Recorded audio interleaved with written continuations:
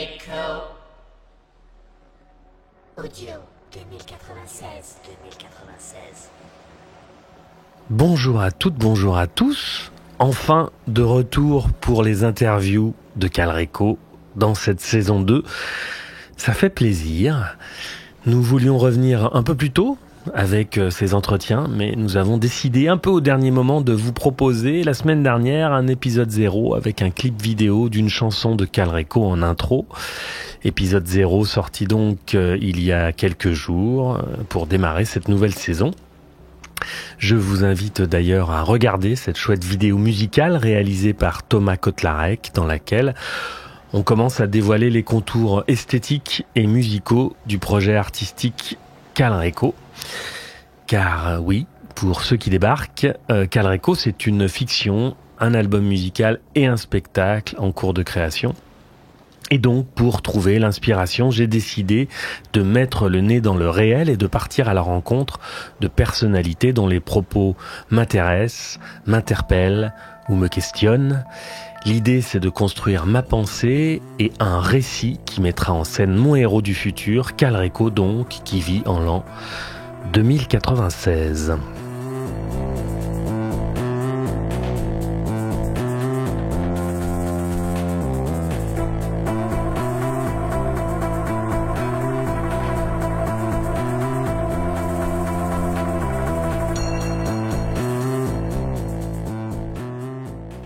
Aujourd'hui, j'ai le plaisir de vous proposer l'entretien réalisé avec Rémi Ouattremez, qui nous a reçus avec une gentillesse non feinte dans les bureaux de Juste Milieu à Lausanne, en Suisse. Juste Milieu, pour ceux qui auraient hiberné ces 3 dernières années, c'est la chaîne YouTube d'actualité créée par Rémi il y a seulement 3-4 ans. Une chaîne que je suis presque depuis les débuts et qui emporte un grand succès bien mérité. Quand j'ai dit à ma mère que j'avais interviewé Rémi, elle m'a dit « Ah ouais, je le connais, il a l'air vraiment sympa ce gars. » Eh bien oui, Rémi est sympa, il est très attentif et bienveillant dans l'échange et c'était un grand plaisir de mener avec lui cette belle et grande conversation. Alors je vous propose qu'on commence par le début, on fait les présentations.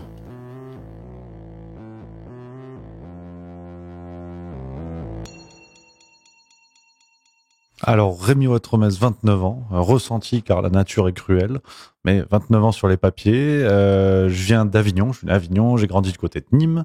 Et puis, de fil en aiguille, il y a eu un bac pro commerce qui est passé par là, au fur et à mesure de l'orientation, avant d'aller sur une classe préparatoire pour les écoles de commerce, d'atterrir à Toulouse. Et au départ, je voulais vraiment aller dans le monde littéraire, en maison d'édition en littérature française surtout. Et puis, de fil en aiguille, j'ai créé un premier blog qui s'appelait Let It Be, donc déjà une certaine appétence pour le jeu de mots assez moisi. Et puis, c'était vraiment un blog pour faire des chroniques de bouquins, ce qui me plaisait beaucoup et tout ça. Et au bout d'1 an et demi, par pur opportunisme, je suis allé sur YouTube, en pensant que ça allait me permettre de trouver un peu plus d'écho. L'opportunisme est resté mon truc. J'aurais pu être La République En Marche, parce que c'est vrai que le blog a pris gentiment, la chaîne YouTube a pris gentiment, puis après, j'ai voulu parler d'actualité, parce que ça faisait plus de vues, en fait, tout bonnement, que parler simplement de littérature. Alors, parler d'actualité toujours en recoupant avec les livres.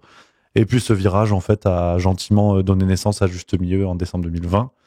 Et donc, aujourd'hui, voilà, le leitmotiv, ce serait l'actualité, plus la rigolade, le mensonge en moins. Aujourd'hui, je pourrais dire que c'est plus l'actualité, le mensonge en moins, parce que la rigolade, c'est devenu l'actualité. Tout ça est assez risible. Alors, le risible côtoie le grave et le dramatique, on y reviendra sûrement. Mais en tout cas, voilà un petit peu le cheminement, une sorte de petit Don Quichotte du bon coin, qui a pas perdu le goût de se battre comme ça contre les moulins à vent, qui brasse beaucoup de vent en ce moment. Don Quichotte du bon coin.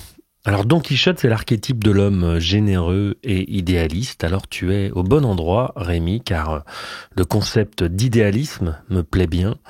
Vous n'êtes pas sans le savoir, chers amis auditeurs, si vous avez entendu quelques précédents épisodes.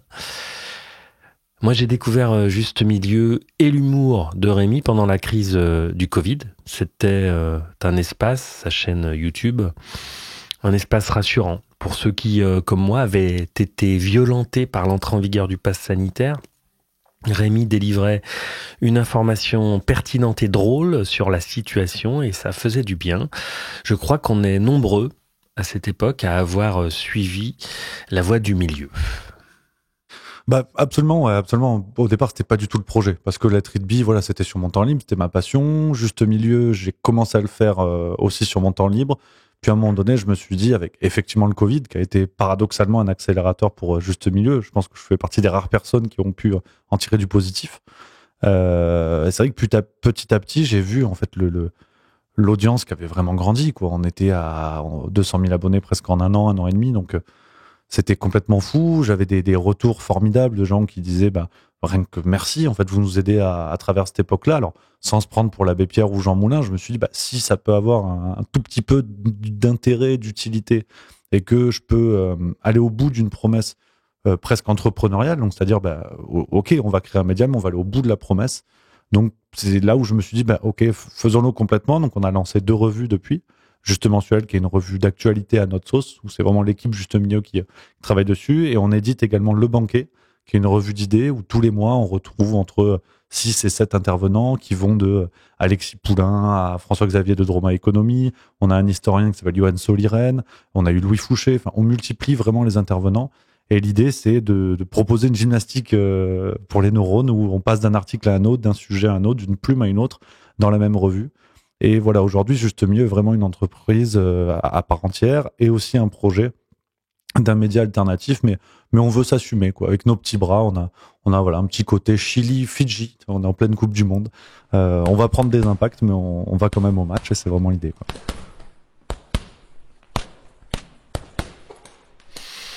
Merci Rémi. Alors, c'est pas vraiment un scoop, mais on sent depuis 2020, depuis la crise sanitaire donc, un grand intérêt du public pour les médias alternatifs sur Internet. Il y a toujours eu des agitateurs éclairés pour nous informer sur les limites de nos démocraties, sur la corruption et l'incompétence des gouvernants, sur les nombreux dysfonctionnements dans les médias officiels appartenant aux Arnaud, Drahi, Niel, Lagardère, etc. Mais il semble que la période Covid soit venue révéler à un plus grand nombre beaucoup de défaillances et d'anomalies dans le fonctionnement de nos institutions. C'est tant mieux, il faudrait plus encore. Les technocrates au pouvoir nous enfument, et nous, le peuple, sommes nombreux à ne pas vouloir le voir, par intérêt, par lâcheté, ou simplement parce que certains sont occupés à tenter de joindre les 2 bouts pour nourrir leur famille. Ces médias alternatifs, donc de tous bords, sont des espaces qu'il faut préserver et faire grandir pour que le peuple se politise et ait l'ambition de décider lui-même de son avenir. Bientôt, la chaîne YouTube Le Média va débarquer sur la télé et je trouve que c'est une bonne nouvelle. Les boomers, moins accros au web, vont peut-être pouvoir avoir accès à une information différente et surtout indépendante du pouvoir et des grandes fortunes. Pas certain qu'ils migrent tous depuis CNews et BFM TV vers un média de gauche, mais c'est une bonne nouvelle. Est-ce que la télé, c'est un chemin que Rémi voudrait prendre avec Juste Milieu ? Alors absolument pas parce que alors il y a 2 choses.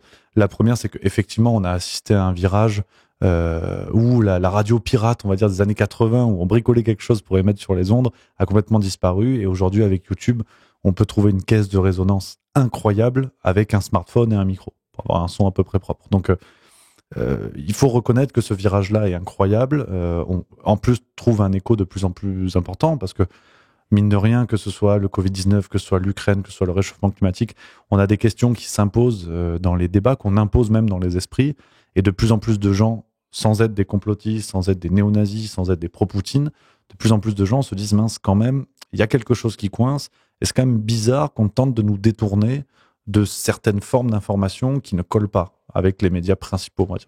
Mainstream, j'aime un petit peu moins parce que quand on voit certaines chaînes YouTube aujourd'hui qui ont des audiences à plusieurs millions de vues par mois, est-ce que c'est du mainstream ? Pour ça, je parle vraiment de médias principaux, voire médias publics financés par l'État. Donc, ça, c'est une chose. Moi, j'ai aucun problème avec ça. Au contraire, je trouve ça chouette que tout cela cohabite ensemble.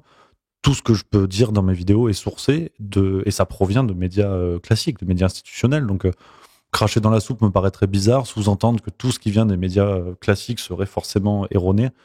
Non, je trouve que tout ça, justement, cohabite bien, mais cette forme de cohabitation doit se pérenniser. Parce que si on envisage cela comme un peu la Ligue 1 et la Ligue 2, avec les petits médias qui arrivent et qui n'ont qu'un objectif, c'est de s'institutionnaliser et de monter en Ligue 1 en devenant une chaîne de TV, en devenant une chaîne de radio, en étant soutenu par l'État, bah du coup, je vois plus bien où est la frontière. Donc aujourd'hui, je suis très fier de ce qu'est Juste Milieu, mais et de voir aussi d'autres chaînes qui sont énormes. Je pense à la Mia Alexis Poulain du Monde Moderne, Greg Tabibian, Je suis pas content TV, Tatiana Ventose, Idriss Aberkan, Le Crayon. On voit une diversité d'acteurs et c'est vraiment chouette.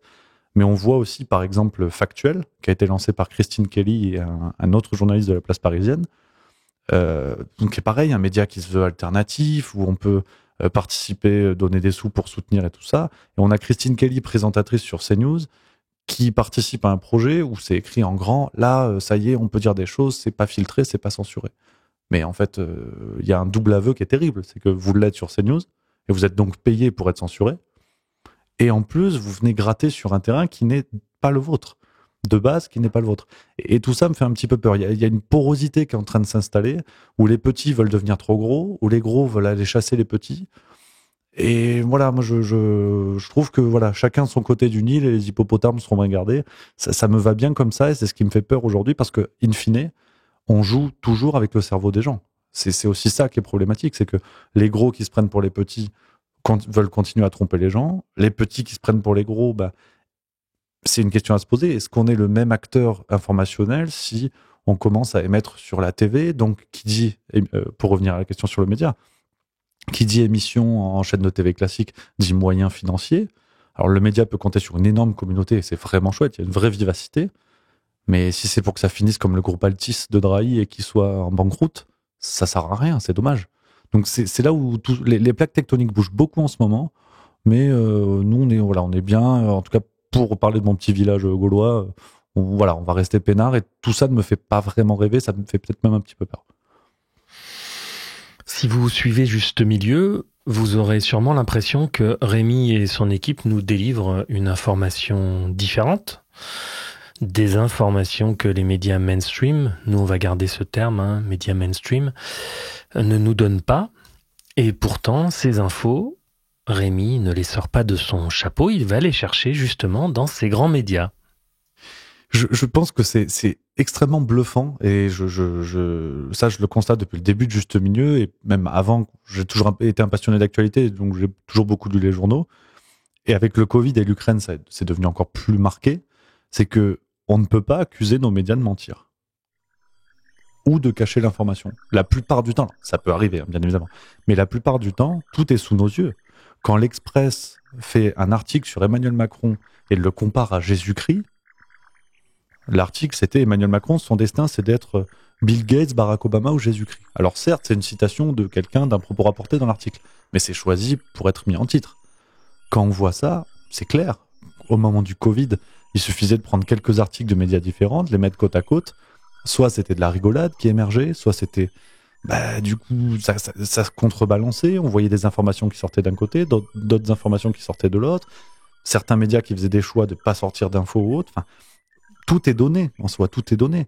Quand le Parisien, il y a 2 semaines, parle de réchauffement climatique et nous dit, en France, c'était un chiffre sidérant, c'était sur les stations de ski qui allaient fermer à cause du réchauffement climatique, il disait 90% des stations de ski risquent de fermer à cause du réchauffement climatique. D'ici 10 ans, d'ici 100 ans, d'ici 100 000 ans, rien n'était donné. Donc le ridicule émerge rien qu'en lisant l'article. C'est là où c'est vraiment l'une des lignes de crête sur lesquelles je veux rester avec Juste Milieu, c'est de ne surtout pas aller chercher des sources que je ne peux pas défendre, des sources que je ne peux pas dont je ne peux pas être sûr. Et aujourd'hui, nos médias font largement le travail et on voit en fait une volonté qui est claire. Ils ne cachent pas forcément les infos, ils les sortent. Puis voilà quoi. C'est assez sidérant même d'ailleurs. C'est assez sidérant même. Par exemple, Joe Biden, président, s'il en est, ce qu'il en reste aux États-Unis, qui s'endort et tout ça. Ils ont tenté de le cacher, mais maintenant ça sort gentiment. Ils s'en moquent en fait. Et c'est aussi ce qui est à questionner, c'est qu'ils sont devenus assez puissants, qu'ils sont capables de vous sortir une info le lundi, le mercredi ils la débunk, Et le vendredi, ils vous disent que c'était une théorie du complot. Oui, c'est fou. Joe Biden, sénile et président de la première puissance mondiale. Tout le monde s'en fout.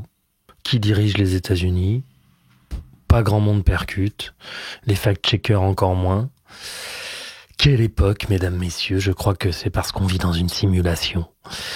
Des situations tellement absurdes, se chassant l'une l'autre, qu'on ne commente même plus, des matières organiques extraterrestres évoquées au Congrès américain, en France des ministres mis en examen toujours en poste, une communication présidentielle tellement ridicule. Après, c'est vrai que ça devient compliqué de s'informer entre complotisme et fact-checking, difficile de se faire une idée. Une opinion sûre, on ne peut pas être expert en tout. La vérité est certainement, comme souvent, entre les deux, au juste milieu, j'ai envie de dire. Bah, ça peut paraître un peu terre à terre, ce que je vais vous dire, mais je pense qu'il y a un retour aux évidences qui doit s'imposer aujourd'hui. C'est déjà une question un peu bête, un peu simplette de prime abord, mais depuis quand on impose un consensus scientifique ? Depuis quand ? Les dernières fois qu'on a tenté de faire ça, on a eu des gars comme Galilée, dont l'idée n'était pas forcément de finir comme des chipots, et ben ça s'est fini comme ça. Et on a dit, ben non, en fait, la science, c'est comme ça. Ben ceux qui sont pas d'accord, j'espère qu'ils ont une bonne résistance à la chaleur. Aujourd'hui, bien sûr, on a évolué, mais sur la forme, c'était un peu la même chose. Quand on voyait, c'est l'exemple le plus courant, et je radote avec cet exemple-là, mais le professeur Raoult, qui est le cas le plus symbolique de tout ça. On est d'accord, on n'est pas d'accord. Moi, effectivement, j'ai arrêté la science avec Docteur Maboul et c'est pas sorcier. Donc, si tu veux, la chloroquine, au départ, je pensais que c'était un Pokémon. Donc, je suis assez à l'aise avec ça. Mais comment quelqu'un qui est reconnu depuis 20 ans dans sa spécialité, mais qui est reconnu dans le monde entier, en 6 mois, on nous explique qu'il a plus ou moins eu son diplôme dans un Kinder Surprise. C'est pas crédible, c'est pas sérieux. D'autant plus que le professeur Raoult était dans le conseil scientifique au départ. Emmanuel Macron va le rencontrer à Marseille. Donc, si on était face à un charlatan de manière aussi évidente que l'Express et consorts ont tenté de nous l'expliquer, on l'aurait vu avant. Ou alors ça veut dire que ces gens-là qui l'ont attaqué ensuite n'avaient pas capté qu'il était nul au départ. Donc rien ne va. Et c'est ce qui a été terrible, je crois, avec le Covid. Et c'est ce qui a fait que beaucoup de gens, même non spécialistes, non experts, ont commencé à douter. C'est qu'on a tenté d'imposer ça. De dire la vérité, elle est là.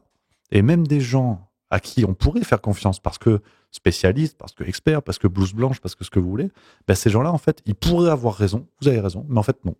En fait, non, parce qu'ils sont pas dans l'équipe de ceux qu'on a choisis. Donc, on se retrouve avec un docteur Marty qui est vendu comme plus crédible et pertinent que le professeur Raoult, Perron et consorts. C'est hallucinant. Et je pense que ça, les gens le voient de plus en plus, les citoyens le voient en France et ailleurs. Regardez le réchauffement climatique.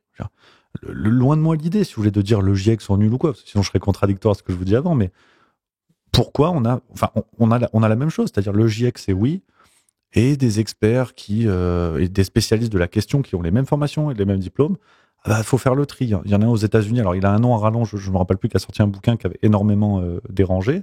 C'était la même chose. Le mec dit, mais j'ai la même formation que ces gens-là.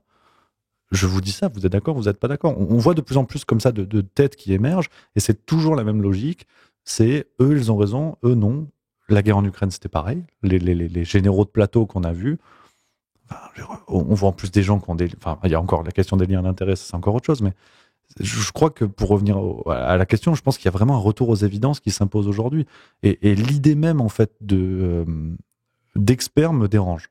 C'est-à-dire, bien sûr qu'il y a des gens dont personne ne peut douter, évidemment, de par le CV, de par la spécialité, c'est indubitable.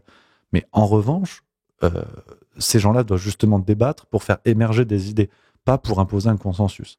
Sinon, je pense qu'on est même à l'inverse de la démarche scientifique, qui est justement une longue succession d'erreurs, une longue succession de remises en question, de doutes permanents, qui fait qu'on va pouvoir découvrir la physique quantique, on va pouvoir remettre en cause même nos certitudes les plus établies. Et là, non. 2020, c'était plus possible. On est tous pour ou contre le nucléaire, pour ou contre les nanosciences, pour ou contre les OGM.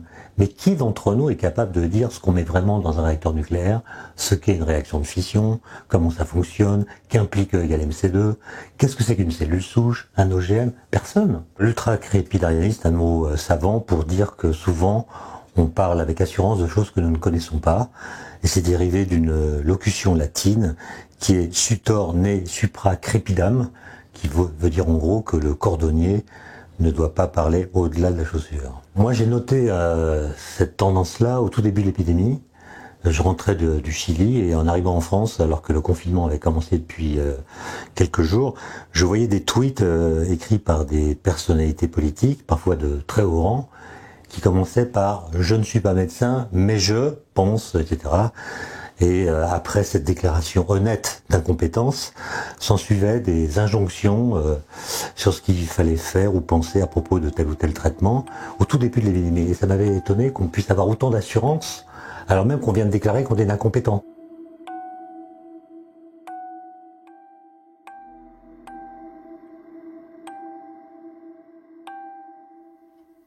On y est. On rejoint une question souvent évoquée ici, le post-matérialisme, l'idéalisme versus le matérialisme. J'y reviens encore et encore, car j'ai le sentiment que cet antagonisme est constitutif des problèmes de communication que nous rencontrons dans le champ social et politique. J'avais été étonné quand Noé Jacomet, un youtubeur que je suis également avec plaisir, avait interpellé Rémi sur sa façon de traiter l'information. Noé, plutôt de gauche, féru de philo et de Spinoza, m'avait étonné par son positionnement presque zététique dans sa critique des vidéos de Rémi. Enfin, étonné pas vraiment, car je connais le penchant de la gauche matérialiste pour la zététique, justement. Il s'attardait sur certains détails pour légèrement discréditer l'approche de juste milieu, comme si les auditeurs n'avaient pas les moyens de se faire leur propre idée et de traiter le message qui leur est adressé avec du recul et une certaine autonomie. La zététique s'arrête sur les mots, sur le détail, en découpant tout, comme la médecine occidentale le fait. Cela découle de la méthode scientifique et c'est très bien, on en a besoin. Mais dans un discours, la posture, les intonations, les mimiques, les mouvements corporels, les sous-textes ont autant d'importance que les mots et nous avons tous les capacités de ressentir au-delà des mots si un discours nous semble cohérent ou non. Bah, effectivement, c'est vrai que c'est là où, très honnêtement, je n'ai jamais compris l'existence même du courant zététique, tel qu'il est ressuscité à la sauce YouTube. Sauce YouTube que je ne veux pas critiquer, bien sûr, mais je ne comprends même pas l'existence même, en fait, de ce travail-là. C'est-à-dire que on a des gens qui s'imposent, qui vous disent, nous, en fait, qui vous expliquent que nous, on doute, on a fait une sorte de science plus ou moins assumée, alors on ne comprend pas parce que chacun a sa propre définition de la zététique déjà, mais ils ne doutent jamais de la lumière qu'ils pensent pouvoir apporter. Donc il y a une remise en question permanente des autres, mais jamais d'eux-mêmes. Et effectivement, sur ce que tu dis, sur ce sens du détail qui tend à invalider tout, j'ai l'impression que ce sont des gens, alors c'est un petit peu chiant en soirée, mais quand vous sortez du cinoche, vous allez voir le parrain, et ils vont vous dire, ah oui, mais en fait c'est complètement nul, parce qu'à un moment donné, on voit une perche à la minute 52, il y a un faux raccord.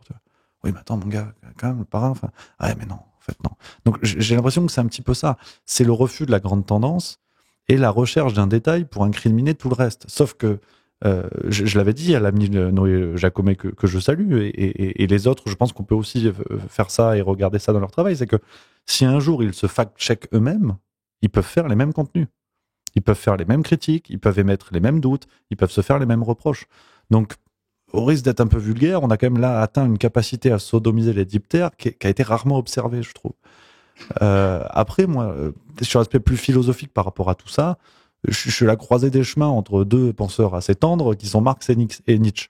C'est-à-dire que je trouve quand même que ce soit le Covid, l'Ukraine, la crise climatique, aujourd'hui, dans les grandes plaques de discours qui peuvent se poser, on a quelque chose qui est très bourgeois.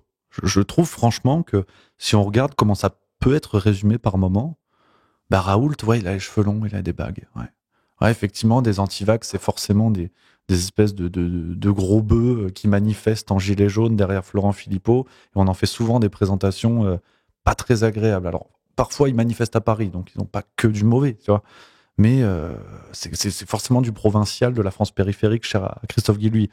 La guerre en Ukraine, c'était pareil, c'était que des teuteux qui comprenaient pas forcément les enjeux. Je trouve qu'il y a une présentation qui est très bourgeoise, qui est très auto-centrée et qui va vraiment dans le sens des débats aujourd'hui, et même sur le plan politique et démographique. Dans ces débats-là, on a l'impression de voir ressurgir la France de Macron et l'autre France. Et ceci s'explique simplement, c'est que si vous prenez les thèses du complotisme, la plupart du temps, on vous dit, ouais, mais en fait, ça vient du vote à l'extrême droite. C'est souvent des attaques qui sont ensemble. Vous êtes climato-sceptique et ou anti-vax et ou pro-Poutine, et quasiment tout le temps, extrême droite. Donc on a une carte en fait politique qui se redessine à travers ces débats-là. C'est ce que je trouve très intéressant parce que je trouve qu'il y a vraiment une forme de néo-bourgeoisie qui a perdu dans les faits, qui a perdu dans le réel et qui tente de gagner dans les idées. Mais ça ne peut pas prendre. Ça ne peut pas prendre. Donc, et ça ne peut tellement pas prendre que l'exemple récent, c'était François Cluzet, que j'adore, qui lui-même, voyant qu'il y a un boycott de cette France d'en bas, qui jusqu'à présent pouvait aller voir ses films, Les Petits Mouchoirs et compagnie, ben là, il se rend compte que c'est une véritable tannée et il a fait son demi-mea culpa sur cet avou parce qu'il avait quand même insulté assez lourdement les non-vaccinés. Et il justifie ça magnifiquement en disant « Ouais, enfin bon, j'avais quand même arrêté de fumer. » Donc on ne sait pas si on navigue au Versailles de la belle époque ou une néo-bourgeoisie qui est en fin de règne. On ne sait plus où on en est. Mais en tout cas, c'est dire en plus le niveau de ridicule de ces gens-là qui peuvent changer d'avis comme de chemise. Si t'as insulté des gens, insulte-les, mais assume jusqu'au bout. Là, il y a un culpa un peu bidon, en plus justifié par l'arrêt de la cigarette, enfin bref. Tout ça pour dire qu'on voit que, sur l'aspect marxiste, je trouve qu'il y a vraiment cela qui se redessine.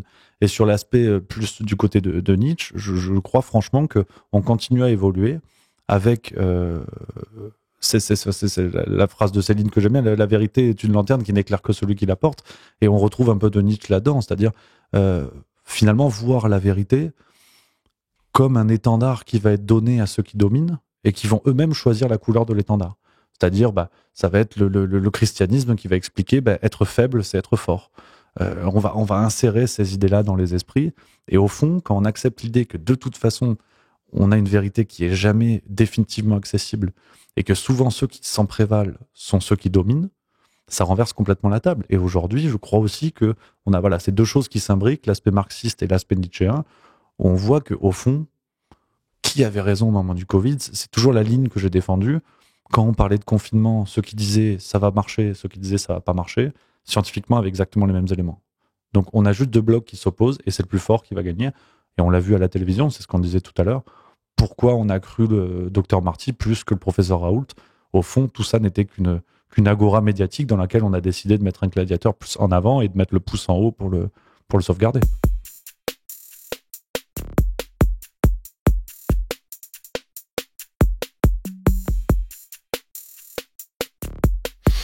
Nous avons rencontré Monsieur Sam.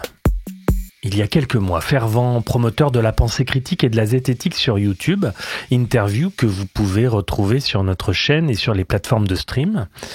Monsieur Sam, donc, reprochait à la communauté sceptique de ne pas s'attaquer aux puissants, car réussir à fact-checker Pfizer ou des ministres en place demandait une énergie considérable, et qu'en plus, dans le public des zététiciens, ces officines avaient de nombreux soutiens. Un tweet sur 4 de la tronche en biais mentionne Idriss Aberken et le nombre de vidéos réalisées sur l'hyperdocteur par Assermandax et compagnie est considérable.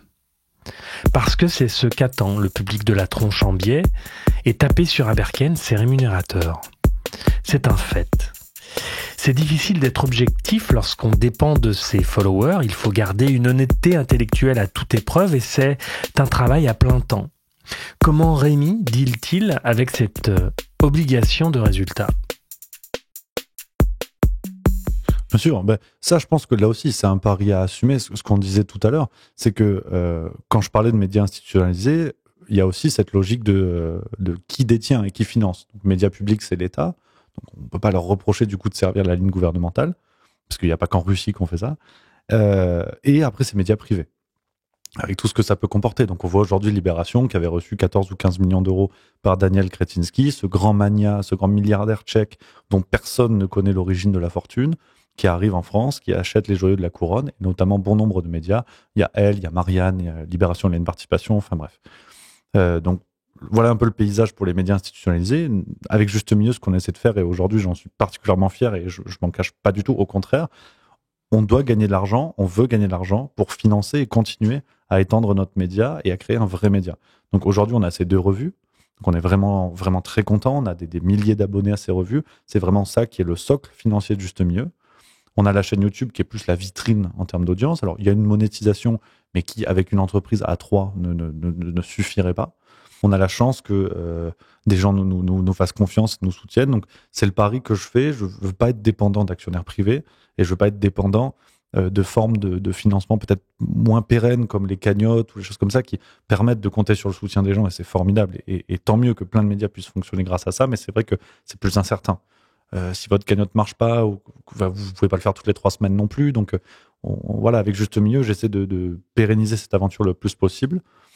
Et après, là où par contre, et aujourd'hui c'est une chose que je veux faire de plus en plus, c'est aussi que maintenant qu'on commence à avoir les reins solides, on commence à avoir notre base de lecteurs, notre base de spectateurs, c'est que, comme disait l'autre, ça ruisselle. Mais pour de vrai, c'est-à-dire que toutes les chaînes qui me demandent pour faire un interview, pour discuter, pour qu'on puisse faire des échanges de bons procédés, je suis toujours partant pour qu'on puisse former vraiment un tissu, on va dire, tous ensemble et qu'il y ait des échanges comme ça. Donc dans le banquet, on peut retrouver plein d'autres youtubeurs. Et c'est pas une question de taille de chaîne, hein, c'est pas du tout la question, mais c'est vraiment de montrer en fait la masse des acteurs qu'on est, la masse et la diversité. Et donc voilà, Juste Milieu, on a cette chance parce que c'est un hasard complet, c'était pas du tout le but du jeu au départ. On a cette chance de pouvoir aujourd'hui fonctionner, se pérenniser et gagner en solidité. Donc je veux aussi en fait autant que possible avec nos petits bras aider ceux aussi qui arrivent, qui proposent d'autres lignes, d'autres façons de faire, d'autres réflexions. Et c'est comme ça, je pense qu'on peut arriver à quelque chose et à gagner un poids qui va être conséquent parce qu'on voit les échanges d'une chaîne à l'autre et ça, c'est chouette. Bah ouais, c'est chouette. Juste milieu, le juste milieu, c'est bien beau, mais même si je pense que Juste Milieu peut parler à plusieurs publics, gauche, droite, libéraux et même anticapitalistes, je voulais connaître les réelles accointances politiques de Rémi. Alors je lui ai demandé. Bah, déjà, c'est pas un refus de me positionner, je vais le faire après, petit teasing. Mais c'est surtout cette impression de marcher à contresens dans un escalator. C'est-à-dire que on voit aujourd'hui les plaques politiques qui n'ont plus rien à voir. J'ai 29 ans, mais quand je peux discuter avec mon père de ce qu'il a connu ou ce que je peux lire à droite à gauche et tout ça, enfin aujourd'hui, Tapi avait inauguré l'idée, mais on a Emmanuel Macron, ancien banquier d'affaires, qui devient ministre de François Hollande. Donc à partir de là, c'est compliqué. On a Nicolas Sarkozy qui se vante d'être le plus gaulliste des gaullistes. On a eu 2005 puis 2008. Donc à partir de là, les valeurs de gauche ou de droite, de ce que je peux lire dans les livres, ce qu'on peut imaginer en lien avec ça, j'ai vraiment du mal. Et puis même au niveau des idées, on prend par exemple la question de la liberté d'expression, elle a complètement changé de camp. On l'a vu aux États-Unis, c'est en train d'arriver en France. Charlie Hebdo déjà avait marqué le virage où on savait plus vraiment, parce que la gauche, dans sa volonté d'une laïcité pure et parfaite, dans sa volonté d'accueillir tout le monde, et la droite, dans sa volonté d'être au contraire plus ferme, et attention, on tape pas sur les religions, enfin en l'occurrence la religion chrétienne et la religion juive en France, attention, la droite qui était plus dure, aujourd'hui on voit que ça s'inverse. Vous ouvrez YouTube, bah, on a des émissions comme Bistro Liberté et autres qui disent bah, on est contre la censure, on est pour tout ça, et effectivement, TV Liberté, c'est quand même pas de l'extrême gauche, quoi. Donc, ce que je trouve très intéressant, c'est que ça, et on l'a vu aussi aux États-Unis, le courant woke qui a complètement piégé la gauche, et je pense que c'est une grande tendance qu'on retrouve en France. En France, l'exemple, c'est la fameuse lettre de Terra Nova, c'était au début des années 2010, ce think tank de gauche qui explique que la gauche a perdu le terrain ouvrier, et que désormais, il fallait aller chercher du côté des banlieues, du côté des immigrés qu'on peut avoir en France, de deuxième, troisième génération aujourd'hui. Et donc, pour la faire un peu courte, la gauche préfère le bleu de l'oiseau Twitter au bleu de travail. Feu l'oiseau Twitter, mais aujourd'hui, ça on le voit. Ils ont fait le pari des minorités, le pari du courant woke, sauf que ce courant woke s'accompagne de la fameuse cancel culture, c'est-à-dire vous nous ouvrez les bras à nous par souci d'égalité, mais par contre, il va falloir tordre un peu les bras des autres, sinon on n'aura pas la place qu'il faut. Donc je crois que la gauche a accepté ce pari-là, et le pire, ça c'est plus aux États-Unis, mais j'ai peur que ça arrive, c'est qu'en plus, il y a une sorte d'alliance avec le diable, avec le grand capital. Quand on voit la gauche qui s'appuie sur les GAFAM pour appliquer cette nouvelle forme de censure, osons les mots, c'est quand même terrible, quoi. Je pense que pour quelqu'un qui est né dans les années 70, 80, foncièrement de gauche, qui voit ça aujourd'hui, alors, ok, c'est aux États-Unis, mais bon, on le voit même en France, quand on a des volontés de censure, que des politiques de gauche ou d'extrême gauche en appellent à Google, on appelle à Twitter, on appelle à Facebook pour faire appliquer de la censure sur des contenus, c'est dur. Le virage est vraiment dur. Donc, c'est là où, quand on voit toutes ces plaques qui bougent, pour moi, très sincèrement, gauche-droite n'a plus vraiment de sens. En revanche, mais voilà, c'est aussi parce que j'apprends, je découvre, je lis. Donc, ce que je vous dis là, peut-être qu'on le refait dans 2 ans et j'aurais sûrement changé, enfin, évolué, en tout cas, peut-être pas changé d'avis, mais en tout cas évolué.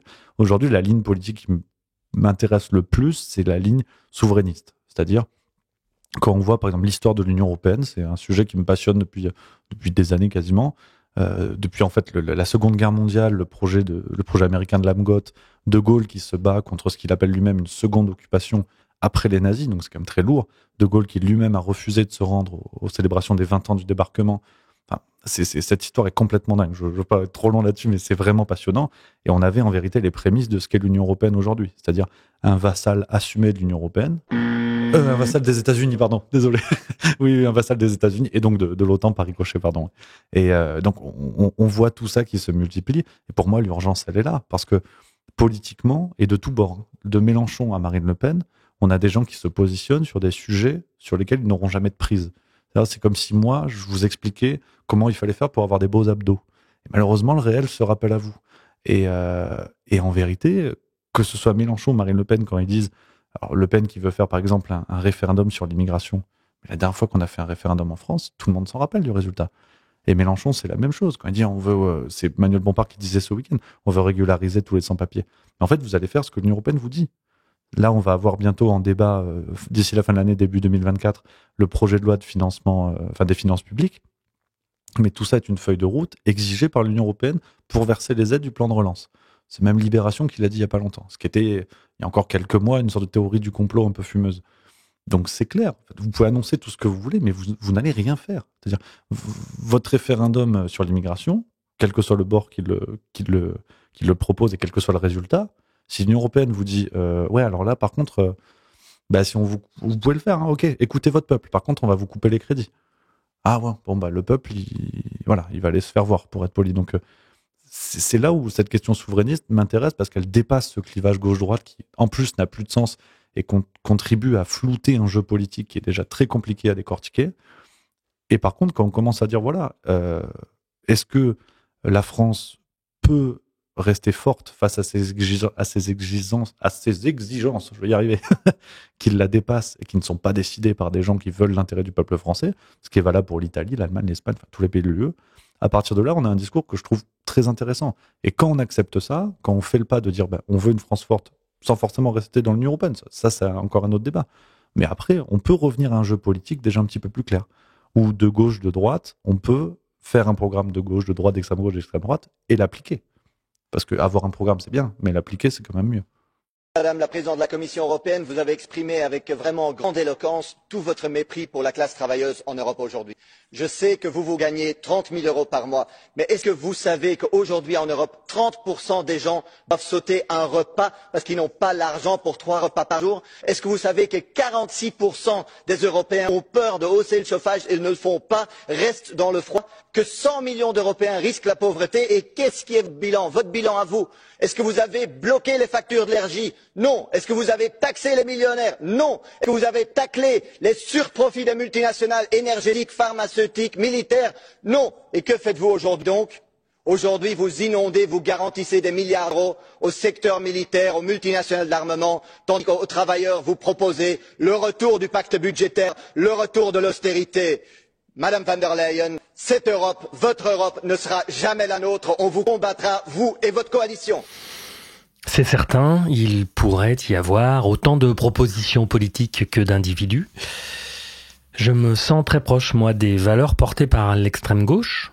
Mais quand j'entends François Bégodeau, par exemple, dire que la censure n'est pas plus virulente que dans les années 70, je tique un peu. Alors il poursuit en disant que le pouvoir en place suit sa feuille de route et que l'autoritarisme accompagne le capitalisme quand il est en crise, et je suis d'accord. Mais le constat reste cependant que les taux se resserrent, et je rejoins Rémi. J'entends plus les chaînes de droite, des libertariens notamment, pour beaucoup, s'exprimer sur la liberté d'expression. Au contraire de cela, j'entends peu les chaînes de gauche en parlaient. J'ai aussi été extrêmement déçu des prises de position de la gauche sur la vaccination et la timidité avec laquelle elle a condamné le pass vaccinal. Mais vous connaissez mon avis, cela est en lien direct avec les racines matérialistes et scientistes du marxisme, je pense. Reste que personnellement, je ne crois pas au capitalisme vertueux et que je pense qu'il faut y mettre fin. Je ne vois pas comment c'est possible sans catastrophe, mais pour moi, le capitalisme est incompatible avec l'humanisme et une évolution désirable de notre civilisation. J'ai toujours cette bonne phrase de l'humoriste Gaspard Proust que j'aime bien qui dit « Est-ce qu'à la chute du mur, vous connaissez beaucoup de gens qui soient partis à l'Est ?» Et c'est vrai que c'est peut-être fataliste et peut-être un manque de connaissances et de recul de ma part sur ces questions-là, mais jusqu'à preuve du contraire, le capitalisme est le meilleur des systèmes à l'exception de tous les autres, on va dire. Est-ce que le système communiste, quand il a tenté de s'appliquer, a proposé de meilleurs résultats ? Je suis pas certain, mais c'est vraiment une réflexion voilà, que je mets sur la table sans en avoir les conclusions. Mais après, voilà, pour autant, l'autre extrême, parce qu'effectivement, on voit aujourd'hui le visage que peut prendre ce capitalisme-là, qui est destructeur pour les humains, pour les individus, destructeur pour la planète, évidemment, qui en plus aujourd'hui arrive à un niveau tellement malsain, si vous voulez, qui vous fait passer les Balkany pour l'abbé Pierre. C'est-à-dire que les entreprises qui ont créé les problèmes vous vendent les solutions. Par exemple, l'industrie automobile, qui pendant 50 ans vous vend des voitures à moteur thermique et qui aujourd'hui vous dit, là par contre on est vraiment engagé, là c'est place à l'électrique. C'est sidérant, quoi. C'est vraiment sidérant. Donc effectivement, on est arrivé à un niveau qui trouve des excès, mais en même temps, il faut regarder les choses en face. Est-ce que je vais être crédible si j'adopte une posture anticapitaliste et en vous disant ça sur YouTube ? C'est là où je crois qu'il faut, comme souvent, être lucide avec soi-même, être honnête. Et j'ai du mal à vous dire, le capitalisme est super destructeur, tiens, je vais tweeter ça sur mon iPhone. C'est absurde et c'est à l'image de l'époque. Après, effectivement, on peut déjà raisonner les usages, raisonner les comportements, sans l'imposer, parce que quand on voit par exemple l'Union européenne décidément qui veut interdire les moteurs thermiques pour les voitures d'ici 2030-2035, mais en fait ça profite à qui ? Ça profite aux entreprises du secteur automobile qui sont dans l'électrique, qui en plus sont pas des acteurs européens, donc c'est aussi là où c'est terrible, la plupart sont américains ou en tout cas pas européens. Donc on voit en plus ce jeu où ceux qui prétendent lutter contre le capitalisme ont toujours une idée derrière la tête. C'est le business vert aujourd'hui. Bon, c'est un petit peu délicat, quoi. C'est un petit peu délicat. Donc je suis plus pour l'usage raisonné des citoyens, sans que le politique vienne leur taper sur la tête, en acceptant à la fois les forces et les faiblesses d'un système. Et je pense que dans le capitalisme, il y a beaucoup de faiblesses et beaucoup de dangers. Mais il y a aussi beaucoup de force et qu'il faut assumer. Je veux dire, c'est ce que je disais, moi. Je trouve que c'est le symbole de notre époque, voir des gens qui manifestent pour la planète contre le capitalisme et qui se filment avec un iPhone pour être sur Twitch, quoi. C'est un truc qui me rend fou, qui me rend zinzin.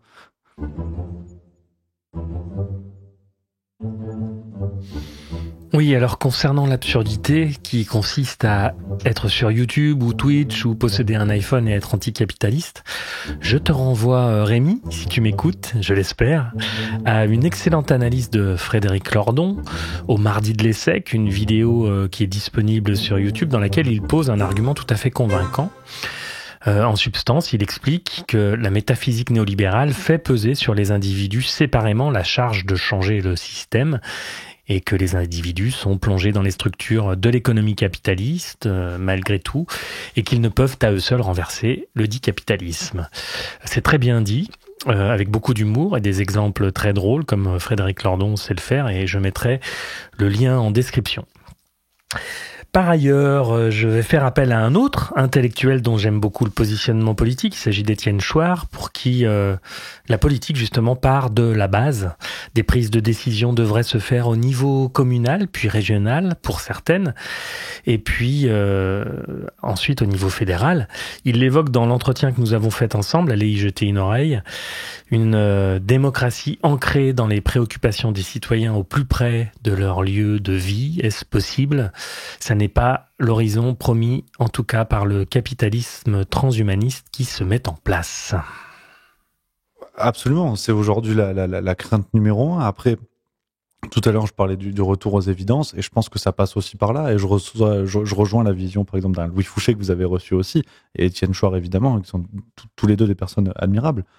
Euh, je crois que le banal est trop oublié. C'est-à-dire qu'aujourd'hui, effectivement, on a peur de l'IA, on a peur du transhumanisme, mais là encore, je me sens de plus en plus marxiste en ce moment, mais le transhumanisme ne sera jamais à la portée des petites gens. C'est-à-dire que vous allez toujours continuer à faire transpirer vos bras pour que d'autres aient des bras bioniques. Mais il y aura toujours une scission, en fait. Et on aura toujours, et davantage, des mondes qui vont se séparer, des plaques qui vont vraiment glisser et s'éloigner les unes des autres. Donc, oui, l'IA, d'accord, mais aujourd'hui, combien de Français peuvent se payer l'abonnement à la nouvelle version de ChatGPT ?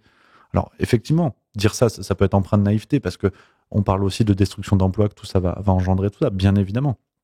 Mais ça peut aussi en créer d'autres. Enfin, on a toujours ces raisonnements économiques de destruction créatrice et tout ça, d'accord. Mais moi, ce qui me fait peur, c'est ce qui me fait le plus peur dans tout ça, c'est surtout la séparation de sociétés qui vont peut-être ne plus jamais cohabiter ensemble. Et on l'a vu avec le Covid d'une certaine manière. On vous parlait à la télévision, tous les statistiques, le nombre de morts, on filmait des gendarmes qui allaient regarder la plage active, des choses comme ça. Mais dans la France profonde, qu'est-ce qui s'est passé ? Personne n'en sait rien. Personne n'en sait rien. Quand on dit à Paris, il y avait des restos clandestins. Alors tout de suite, on est invité chez Touche pas à mon poste. Mais c'était à Paris. Vous croyez que dans la France profonde, il s'est passé quoi ? Quand le gendarme de police, ils sont 3 dans la caserne pour un village de 400 habitants, ils se connaissent tous depuis qu'ils sont gosses, parce qu'ils sont allés dans la même école qui a fermé depuis. Eux, ils se sont pas tapés entre eux. Donc c'est aussi ça où je pense sincèrement que même en tant qu'observateur, en tant que commentateur, on ne doit pas perdre de vue que ces débats-là, avant même que les craintes se soient réalisées, ces débats-là contribuent déjà à mettre des gens sur la touche. De dire, ouais, l'IA, le transhumanisme, c'est génial et tout, mais en fait, ça vous concerne pas. Mais le transhumanisme dans le quotidien d'une infirmière qui a 2 enfants et qui n'arrive plus à acheter à bouffer, c'est aussi ça aujourd'hui, moi, qui m'inquiète, c'est que ces débats-là, bien sûr, ils vont arriver, et je crois que de toute façon, on a quelque chose d'inéluctable. Mais pour autant, aujourd'hui, notre capacité d'agir, elle est pas tant en regardant un film de Will Smith, iRobot, là, en disant, bah, tu vois, le monde, ça va être ça. Notre capacité d'agir, elle est, qu'est-ce qu'on peut faire pour être utile aujourd'hui, que ce soit par la pensée, en aidant les gens, bah, ça peut être des vidéos YouTube comme vous faites, des podcasts comme vous faites, comme on fait, comme je fais, comme plein d'autres. Ça peut être le milieu associatif, ça peut être vraiment de l'aide concrète sur le terrain. Parce qu'aujourd'hui, bon, la personne qui peut pas acheter des fournitures scolaires, bon, alors que demain, Laurent Alexandre ait un rein bionique, c'est formidable, mais on s'en cire, quoi. Donc, c'est aussi ça qui m'inquiète dans ces débats-là. Et le Covid l'a montré, je pense malheureusement que d'autres débats, d'autres crises vont contribuer à creuser ces inégalités-là, parce que c'est aussi une forme d'inégalité, c'est quand on ne parle plus de vous. C'est-à-dire que vous, quelque part, vous ne participez plus au réel. Les transhumanistes, ils ont 5 objectifs, hein, vous les connaissez. Tuer la mort, et c'est Google qui est le plus avancé là-dessus. Créer une espèce humaine multiplanétaire, et là c'est Jeff Bezos, l'homme le plus riche du monde, avec sa fusée Blue Origin. La fusion entre l'IA et les cerveaux. Et puis la suppression du risque, notamment grâce aux bébés à la carte et les manipulations génétiques. Les 3 premières manipulations génétiques sur des bébés en Chine qui ont eu lieu cet automne en sont les prémices. C'est ce qui revient fréquemment dans les échanges que nous avons avec ces personnalités très intéressantes. 2 voies qui semblent se tracer en parallèle. Pour résumer, je dirais les transhumanistes d'un côté et les humanistes de l'autre, même si la réalité est toujours bien plus complexe que cela. Certains transhumanistes, d'ailleurs, vous pourrez le découvrir dans un prochain épisode de Calreco, sont des humanistes. Mais à mon sens, ce qui se joue ici, c'est encore une fois cette adhésion ou non au matérialisme. L'évolution de l'être humain se fera-t-elle grâce à la technologie ou grâce à la connaissance de soi? L'idéal serait un mélange des deux. Alors, on recommence à se parler, à se toucher, à susciter le frottement, ou on se donne rendez-vous dans le métaverse? Ça, on verra, mais en tout cas, aujourd'hui, on peut, enfin, là encore, c'est peut-être un petit peu naïf, mais j'aime bien. On peut aller parler à notre voisin. On peut. Vous allez au bar, c'est sûr que ça fait toujours un petit peu bien, mais vous allez parler à quelqu'un, vous discutez, ça, c'est encore possible. On l'a vu avec le Covid. L'un des objectifs, et Louis Fouché l'explique magistralement, l'un des objectifs, c'était aussi l'atomisation des individus. C'est-à-dire qu'un individu seul, confiné, sur son canapé, qui regarde BFM TV, c'est le cerveau le plus malléable que vous puissiez trouver. Par contre, quelqu'un, effectivement, qui appelle ses amis, qui va faire un apéro, qui est dans un club de bridge, un club de handball, j'en sais rien, qui fait de l'acrobranche, vous trouvez tout ce que vous voulez, cette personne-là, elle discute, elle interagit, elle est avec d'autres atomes comme ça, et ils se retrouvent pour des raisons X ou Y. Et il se dit, ouais, effectivement, déjà, il y a des gens qui pensent pas comme moi. Donc ça aère l'esprit. C'est vrai que on est tous comme ça. On est tous convaincus d'avoir raison. C'est ce qui donne lieu à des débats formidables, qu'on parle de rugby ou de transhumanisme. On est tous convaincus d'avoir raison. Et rien que se confronter à d'autres cerveaux qui, eux aussi, pensent avoir raison, ça nous met en mode alerte. Ça dit, ah oui, mince, effectivement, peut-être que j'ai pas raison, et voilà. Puis après, il y a ceux qui vont se vexer, qui vont plus parler, ça peut arriver aussi. Puis ceux qui vont continuer à discuter, et ces atomes-là qui vont petit à petit rester groupés d'une manière ou d'une autre. Et là encore, combien de gens ont vécu ça pendant le Covid, au contraire, se sont unis bien plus que ce que le gouvernement souhaitait les désunir. Et je pense que ça, voilà, on parlait de capacité d'action, là on est en plein dedans. On est vraiment en plein dedans. Donc oui, le transhumanisme arrivera un jour ou un autre. Peut-être, mais en attendant, je pense que ces communautés d'individus qui voient le jour, les initiatives que peut avoir Louis Fouché, mais même dans des moments, par exemple, j'ai fait quelques premières parties avec un humoriste belge qui s'appelle Stéphane Quevelet, que je salue et que j'embrasse, mais j'ai jamais vécu ça dans ma vie que les échanges que j'ai pu avoir avec les gens après le spectacle. J'ai pas de mots pour vous dire ça. Alors qu'au départ, je suis quelqu'un qui prend un téléphone et qui fait des blagues. Je veux dire, l'aspect humain, pour le coup, c'est là où je vous dis, je vais pas critiquer le capitalisme. Je veux dire, j'ai un téléphone chinois, je suis sur YouTube. Mais par contre, une fois dans le vrai monde, après le spectacle, quand il y a quelqu'un qui vient vous voir avec des étoiles dans les yeux, qui vous dit merci, alors là encore, je pète pas le boulard, mais c'est hallucinant. Et pourtant, même juste milieu sur YouTube, c'est rien du tout. Et même ces quelques personnes qui étaient là, c'était une salle, il y avait 200 places. Mais c'est déjà énorme. Et ces trésors-là, on peut les trouver, ça c'est sûr et certain. Transhumanisme, pour l'instant, c'est pas sûr. Donc on a un coup d'avance. On peut discuter entre nous, on peut s'échanger des idées. Ça prend pas. On sera jamais tout le temps d'accord. Je suis pas non plus un bisounours, hein. Mais moi, je préfère quand même connaître le prénom de ma voisine que de savoir le nouveau projet d'Elon Musk pour foutre une puce dans le cerveau d'un porc, par exemple. Il y a un truc qui est plus certain. J'avais envie de poser une question directe à Rémi. Vous le savez, dans ce podcast, j'évoque souvent le post-matérialisme qui postule que la conscience fait naître la matière, ou encore plus précisément que la matière est conscience, mais qu'elle vibre à des fréquences plus basses, que dans l'absolu il n'y a pas séparation, mais que dans notre monde matériel, nous voyons la matière comme séparée du tout. Bref, ma question concerne donc la spiritualité, un ressenti très intime que nous avons tous. Nous avons tous en nous cette question profonde, plus ou moins consciemment, même Thomas Durand.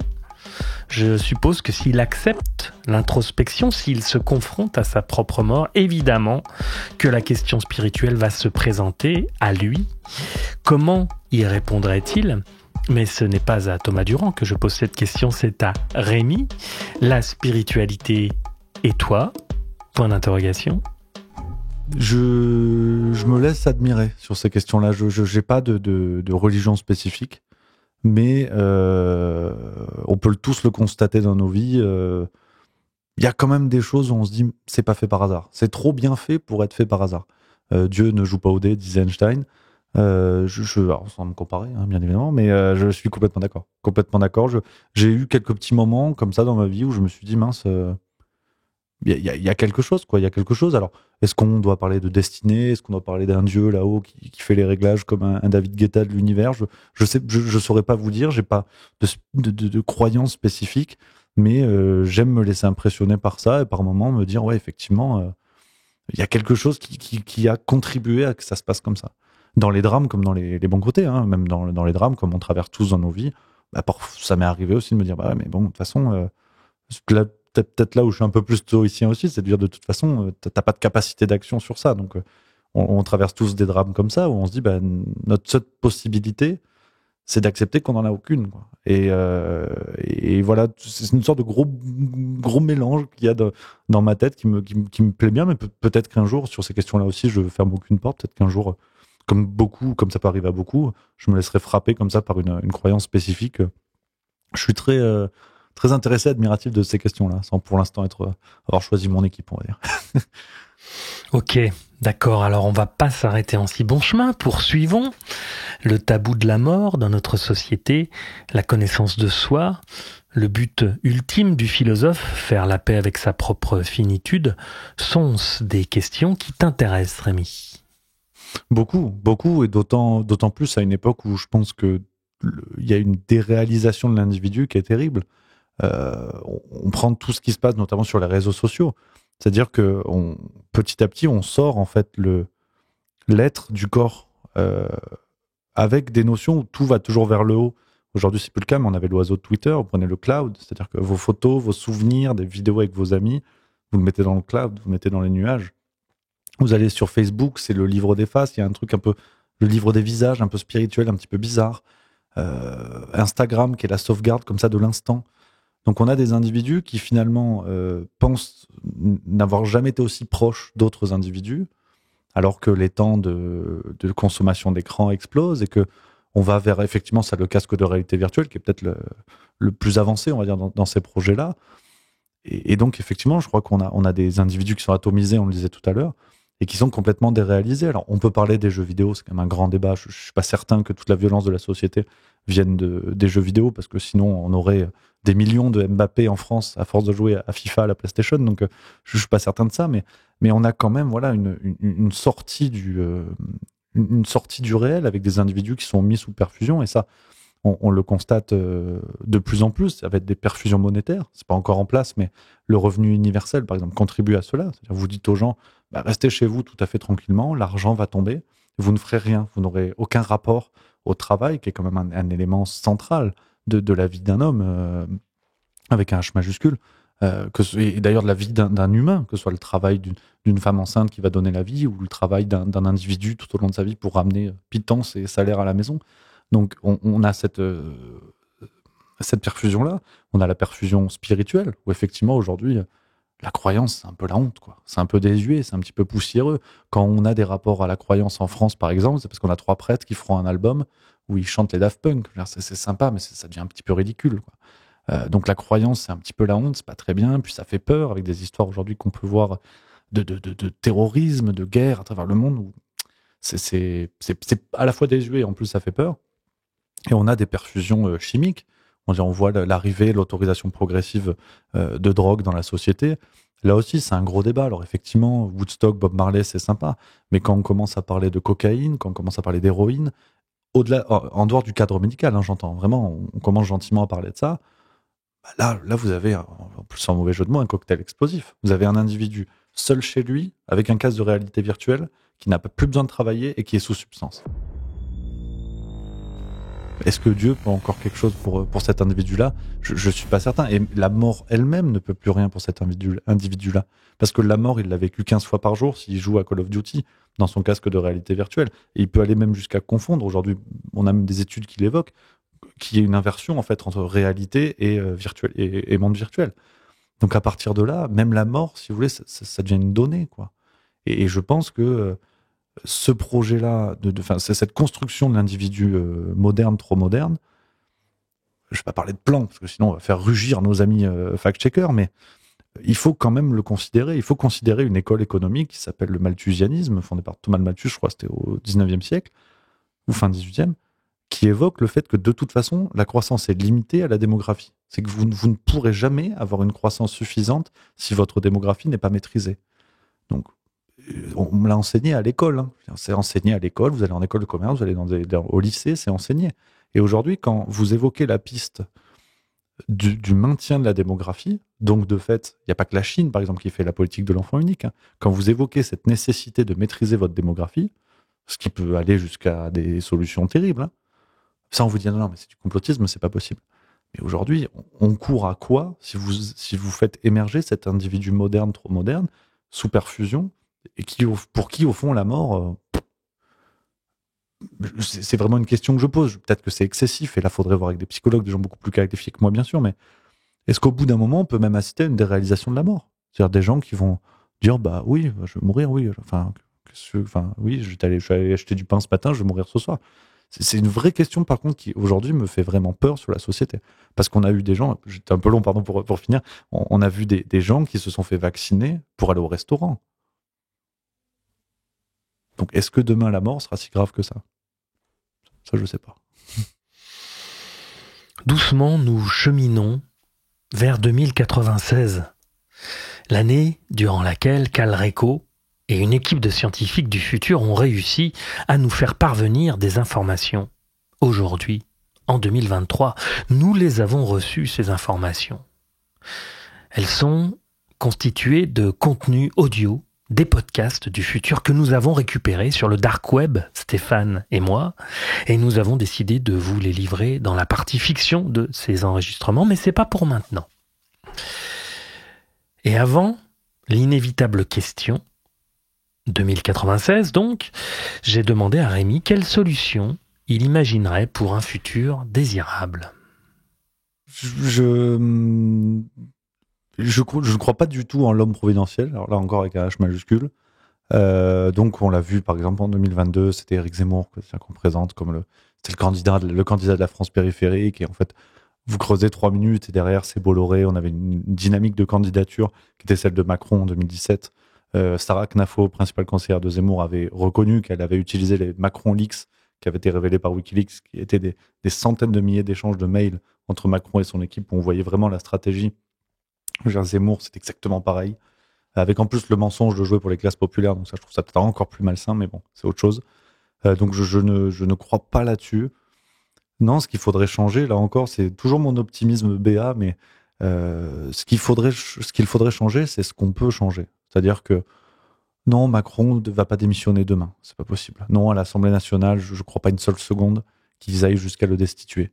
Non, on ne sortira pas de l'Union européenne après-demain. Donc, ce qu'on peut faire aujourd'hui, c'est, on le disait tout à l'heure, recréer des liens, recréer des évidences en bas, c'est-à-dire avant de faire de la grande politique, et je dis ça, et il faut le reconnaître parce que souvent il y a des commentaires qui ont tout à fait raison, je dis ça en étant en Suisse, ce qui est important. Au départ, c'était pour mes études, aujourd'hui j'ai l'impression d'être réfugié politique, mais c'est encore autre chose. Je reconnais la facilité de dire ça en n'étant pas en France, qu'on soit bien d'accord. Ceci dit, voilà, je pense que pour faire de la politique, c'est aussi être dans un conseil municipal, chargé des sports, pour savoir si on change le parquet du gymnase, quoi. Et je crois que ça passe par là, parce que de toute façon, les grandes tendances, on ne pourra pas les changer aussi vite qu'on le voudrait. Ça, c'est sûr et certain. On peut les changer, mais ça partira du bas.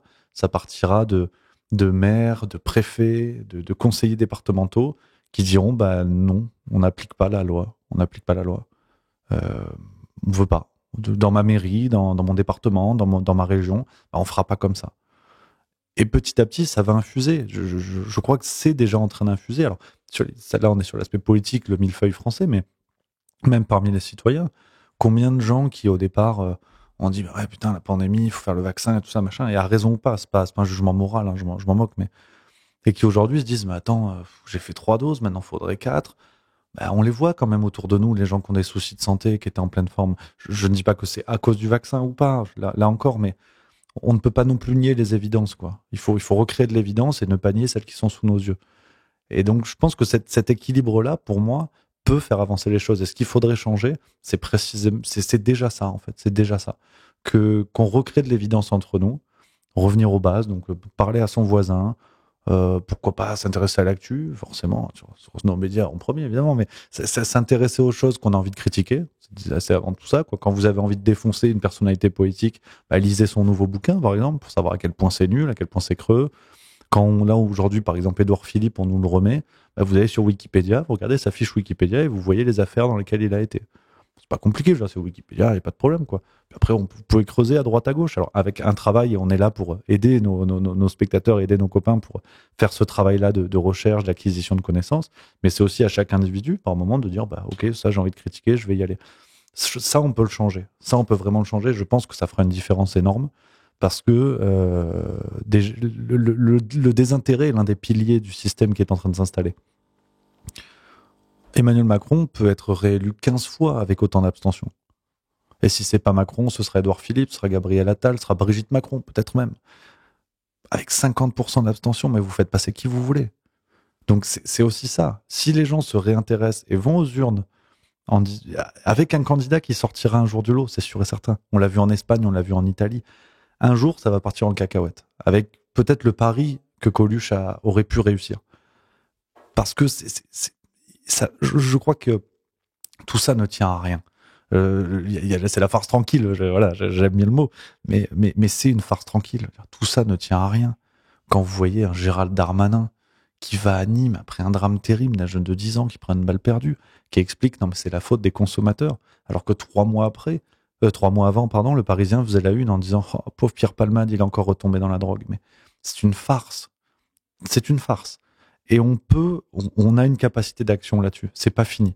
Par contre, si nous-mêmes, on n'utilise pas les quelques tout petits leviers qu'on peut avoir, c'est-à-dire la politique en bas de la pyramide, celle qui nous concerne vraiment, de s'intéresser à notre monde avant de le critiquer, et aussi de voir ces évidences, de voir la farce que c'est, et de se dire mais en fait on peut agir. Parce qu'un jour un candidat émergera, j'ose espérer que ce soit pas un Cyril Hanouna, mais il y aura quelqu'un du peuple qui va se lever, qui sera moins marqué, moins emprunt. On a pu voir des Bigard, des Lalanne, des artistes comme ça qui ont tenté des choses, à raison ou pas là encore, mais ça va craquer. Le vernis se craquelle, on le voit. Emmanuel Macron, il va au Stade de France, il se fait déchirer par 80 000 personnes devant le monde entier. Parce que là, c'est plus un sondage Ipsos. Et là, il y a 80 000 personnes qui se sont pas abstenues. Donc, je suis confiant là-dessus, mais il faut que tout le monde soit exigeant envers soi-même. Et on a des capacités d'action. Donc, ce qu'il faut changer, c'est ce qu'on peut changer.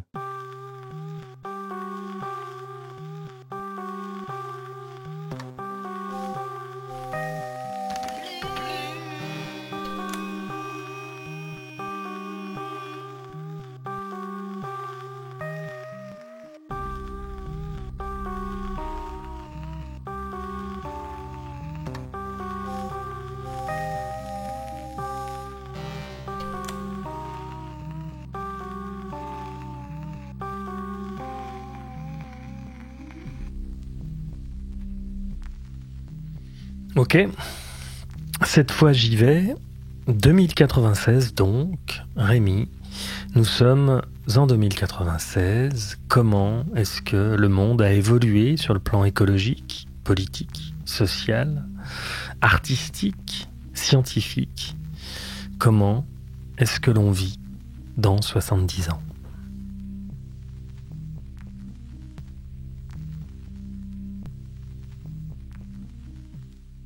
Bon, alors déjà, Michel Drucker a enfin arrêté Vivement Dimanche, déjà, ça y est, depuis 2 ans seulement.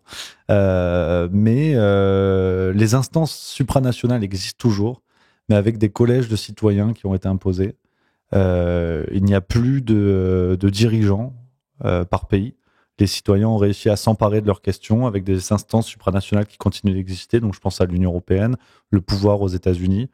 Mais on a vraiment des millefeuilles qui sont assumés avec des citoyens qui font de la politique et qui changent beaucoup plus, avec avec des collèges beaucoup plus importants. Donc par exemple, les maires n'existent plus, les préfets n'existent plus, les ministres n'existent plus. On a à chaque fois des collèges de citoyens qui sont renouvelés assez régulièrement, avec chacun des couleurs politiques, et justement un par couleur politique. Mais avec un millefeuille qui est assumé, et des décisions dont la souveraineté est respectée à tous les étages.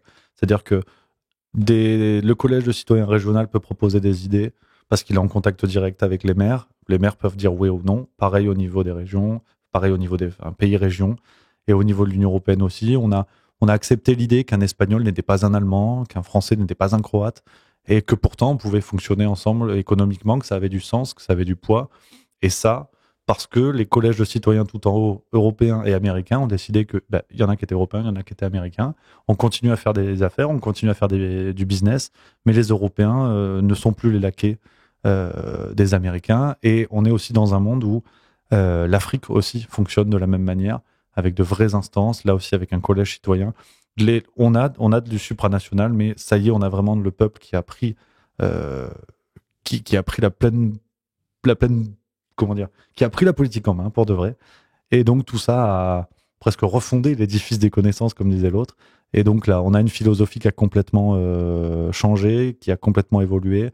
On a justement une philosophie qui est devenue accessible aux gens. Toutes les questions d'aujourd'hui sont toujours présentes.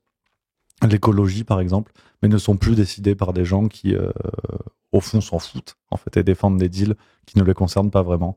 Donc, c'est pas beaucoup mieux, mais c'est pas moins bien. C'est pas moins bien parce que tous les escrocs du discours néo-écolo se sont tus, ont arrêté de faire du bruit. Donc Greta Thunberg fait du tricot chez elle, elle est âgée maintenant aujourd'hui. Al Gore, on l'embrasse, on va fleurir avec des plantes biodégradables, ça tombe. Et les gens ont compris que l'écologie, c'est pas seulement une Tesla pour laquelle il va falloir des terres rares que l'on va exploiter en Afrique avec des gosses, par exemple. Donc les gens ont compris que on pouvait rouler en voiture thermique, mais qu'il fallait vraiment qu'il y ait des vrais cadres d'action, qu'il n'y ait pas des scandales comme des tests techniques qui étaient complètement biaisés pour tromper les consommateurs. On peut continuer à faire ce qu'on sait faire parce que justement on sait le faire et qu'on a bien bossé pour réduire au maximum toutes nos émissions. Mais à la fois, le discours de ceux qui s'en foutent et le discours de ceux qui exagèrent, ces discours-là n'existent plus. On a des gens qui sont vraiment engagés parce qu'ils voient bien les conséquences à côté de chez eux, vu qu'ils sont aussi très proches du monde politique, ils se sont réintéressés à tout ça et à tous les niveaux. Donc, par exemple, l'Afrique garde ses terres rares pour faire ses propres projets. On a des choses comme ça. Donc, il n'y a pas eu d'immense changement, mais il y a eu une prise de conscience par ceux qui ont vraiment envie de prendre conscience de cela.